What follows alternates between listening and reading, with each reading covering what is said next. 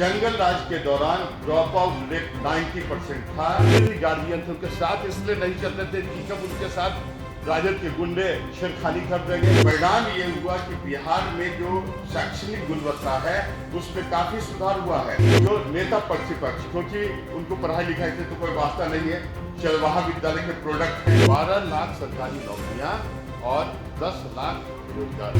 महिलाओं के शिक्षा के लिए पर्याप्त व्यवस्था सुनिश्चित किए गए। जहां 80,000 से भी अधिक स्कूल हैं बिहार में, यह पर्टिकुलरली रिकॉर्ड ही है। और लाखों शिक्षकों की नियुक्ति, न सिर्फ शिक्षक संस्थानों की स्थापना बल्कि शिक्षकों के रिक्रूटमेंट प्रोसेस, 4 लाख से अधिक शिक्षकों की बहाली हुई। और गुणवत्तापूर्ण शिक्षा बहाल करने के लिए बीपीएससी के माध्यम से बिहार सरकार शिक्षकों की नियुक्ति कर रही है। परिणाम ये हुआ कि बिहार में जो शैक्षणिक गुणवत्ता है उसमें काफी सुधार हुआ है। और जो स्टूडेंट ये टीचर्स रेशियो है, बतला दूं आपको कि 35:1 है, जो आदर्श मानी जाती है। जंगल राज के दौरान स्टूडेंट टीचर रेशियो 1:122 था। मतलब एक शिक्षक 122 छात्रों को का अध्यापन करवाते थे, जबकि यहाँ एक शिक्षक मात्र 35 छात्रों के अध्यापन करवाते हैं। इस तरह के कॉन्सेंट्रेशन ऑफ टीचर और कंटिन्यूअस रिक्रूटमेंट प्रोसेस बिहार में चल रहा है। राइट, इसका परिणाम कई स्थानों पर आपको दृष्टिगोचर हो गए। हमारे आदरणीय नेता नीतीश कुमार ने पोशाक योजना चलाया, साइकिल योजना चलाया। साइकिल योजना के बारे में आपको बताऊं कि कुछ दिन पहले यूएनओ ने इसकी सराहना की और अफ्रीकन यूनियन के राष्ट्रों ने इसको एडॉप्ट किया। राइट, तो छात्रों छात्राओं को एक बेहतर माहौल उपलब्ध कराना, सकारात्मक माहौल उपलब्ध कराना, है ना, बेहतर शिक्षा प्रदान करना, उनके सुरक्षा को सुनिश्चित करना, उनके मनोबल बढ़ाने के लिए कई प्रकार के जो स्कॉलरशिप योजना, जो अनुसूचित जाति जनजाति के छात्राओं के लिए या अल्पसंख्यक छात्राओं के लिए या गरीब वर्ग के छात्रों के लिए लगातार सरकार इस दिशा में काम कर रही है। जिसका परिणाम ये हुआ, मैं आपको बतला दूं कि अभी सरकार ने 70वीं बीपीएससी प्रारंभिक परीक्षा के डेट का अनाउंसमेंट किया है। और यह रिकॉर्ड बहाली, लगभग 2000 बहाली, मैंने I am thinking that 1900 something particularly जो वैकेंसी है, इतनी बहाली स्वतंत्रता के पश्चात बिहार में कभी नहीं हुई। और 69th बीपीएससी के बारे में मैं आपको महत्वपूर्ण जानकारी दूं कि जो नेता प्रतिपक्ष, क्योंकि उनको पढ़ाई लिखाई से तो कोई वास्ता नहीं है, चरवाहा विद्यालय के प्रोडक्ट हैं, पापा ने दिल्ली भेजा तो 9वीं फेल कर गए, वो हमारे आदरणीय नेता नीतीश कुमार के कार्यों का असेसमेंट करते हैं।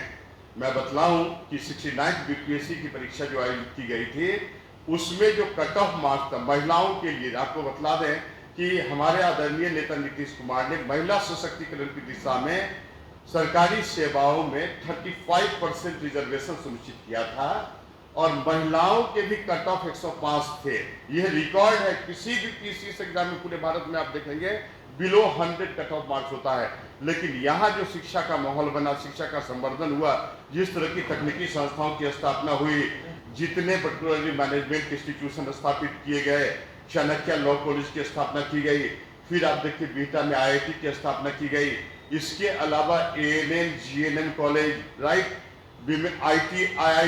आईटीआई 149, परिणाम के लिए आईटीआई 38, मतलब पर्याप्त मात्रा में सरकार ने शिक्षा के संवर्धन की दिशा में प्रभावी कदम उठाए। जिसका परिणाम यह है कि बिहार तेजी से पूर्ण विकास की ओर अग्रसर कर रहा है। और इतने बेहतर प्रबंधन किए सरकार ने कि आपको बतला दें कि प्राथमिक और उच्च प्राथमिक विद्यालयों में जंगल राज के दौरान ड्रॉप आउट रेट 90% था। आज सुशासन के दौरान जो प्राथमिक और उच्च प्राथमिक जो शिक्षा केंद्र है वहां ड्रॉप आउट रेट 0 हो चुका है। बलात्कार पर जो उन्होंने ट्वीट किया तो मैं उनको याद दिलवा दूं, ये चंबा विश्वास कांड, क्या स्थिति थी शायद आप लोग को भी जानकारी नहीं होगी या होगी भी, मैं आपको बतला दूं। आईएएस की पत्नी थी, राजद के गुंडों ने उनके साथ बलात्कार किया और जब वो थाना में जाती थी तो थानाध्यक्ष भी आतंक राज में एफआईआर लिखने में अपने को सक्षम नहीं मानते थे। बेबसी और लाचारी इस हद पर थी, कई बार एबॉर्शन करानी पड़ी उस महिला को और लास्टली जब उन्होंने उनके सारे आशा और जो संस्थाओं के प्रति जो विश्वास होता है वो टूट गया, तो she was compelled to go through family planning operation. Bihar की दुर्दशा यही थी। सिहर जाता है मन, जब बहन और बेटियां जब बाहर निकलती थी तो जितने भी गार्जियन थे उनके साथ इसलिए नहीं चलते थे कि कब उनके साथ राजद के गुंडे छेड़खानी कर देंगे। तो आप समझिए कि हम लोग जो आदरणीय नेता नीतीश कुमार के जो कार्य हैं, और दूसरी बात की मीडिया कर्मी तो फोर्थ पिलर कहे जाते हैं लोकतंत्र के, तो आप लोग के द्वारा इस तरह के प्रश्न पूछना और तेजस्वी जी और हमारे आदरणीय नेता नीतीश कुमार के बीच तुलना किया जाना, मतलब कोसों जमीन और आसमान का अंतर है। इस तरह के ट्वीट और इस तरह के बटकुले, चूंकि देखिए हमारे आदरणीय नेता नीतीश कुमार समाजवादी हैं, कई बार चाहते हैं कि भाई सभी का बिहार के विकास में भागीदारी सुनिश्चित हो। हम लोगों ने भी उनको लाया भी था, लेकिन नेचर और सिग्नेचर नहीं बदला। फिर वही भ्रष्टाचार अभी आपने देखा ही है। किसको ईडी ने चार्जशीट किया है लैंड फॉर जॉब के मामले में? आप ही लोगों से पूछना चाहते हैं किसको किया गया है? आप लोगों को जानकारी है ना? बोलिए। तब तो जिस पार्टी की यही संस्कृति रही है, जिस परिवार में 12 सदस्य परिवार में 8 लोग के विरुद्ध ये लीगल प्रोसीडिंग भ्रष्टाचार के लिए चल रहा है, तो वो लोग यदि राजनीतिक शुचिता और ये अपराध की बात करें, तेजस्वी यादव की दशा उस कैदी की तरह है जो नरसंहार के आरोप में जेल में हो और बाहर कानून व्यवस्था के बेहतरी की चिंता कर रहा हो। यही उनकी स्थिति है। लालू प्रसाद यादव की या राजद परिवार पूर्ण रूप से एक परिवार मात्र के सशक्तिकरण के लिए काम करता है। अरे लोकतंत्र में तो लीडर तो जनता के बीच से ना आती है, लेकिन वहां राजद में कोई दूसरा आदमी आ सकता है क्या? Lalu Prasad and family party, this is not RJD, this is not democratic party.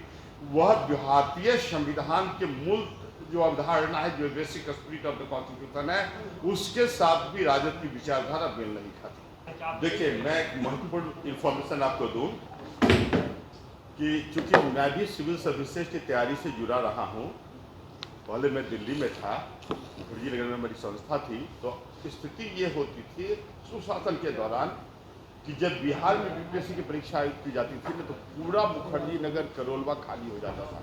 मतलब Bihar emerge an important destination for job, आप समझ गए। तो ये चुनावी की बात नहीं, लगातार जॉब होती ही रहे।